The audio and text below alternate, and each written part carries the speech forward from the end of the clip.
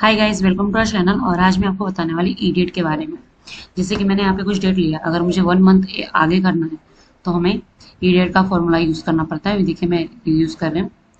तो आप अगर मेरे चैनल पे नए हैं तो प्लीज़ मेरे चैनल को सब्सक्राइब कर दीजिए, ताकि मेरे ऐसे और वीडियो आपको दिखते रहे। देखिए ई डेट का फॉर्मूला यूज़ किया, यहाँ पे लिया और कॉमा देखिए 1 करना है। ठीक है, अगर 1 को किया तो देखिए ये आ गया।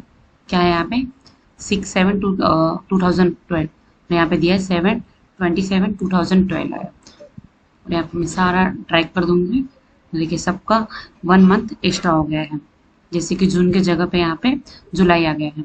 अगर मुझे यहाँ पे ऐड करना है, देखिए 2 कर दिया, यहाँ पे ऐड हो गया, डायरेक्टली अगस्त आ गया है।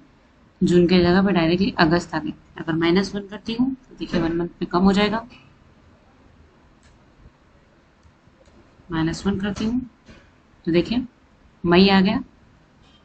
ये जून की जगह पे मई आ गया। तो आई होप ये वीडियो आप लोग को बहुत पसंद आया हो। तो प्लीज़ मेरे चैनल को लाइक सब्सक्राइब और कमेंट करना ना भूलें। और इसको मैं होल्ड कर देती हूँ Ctrl+B से, ताकि मुझे थोड़ा अच्छा लगे। और थैंक यू। ऐसे मेरे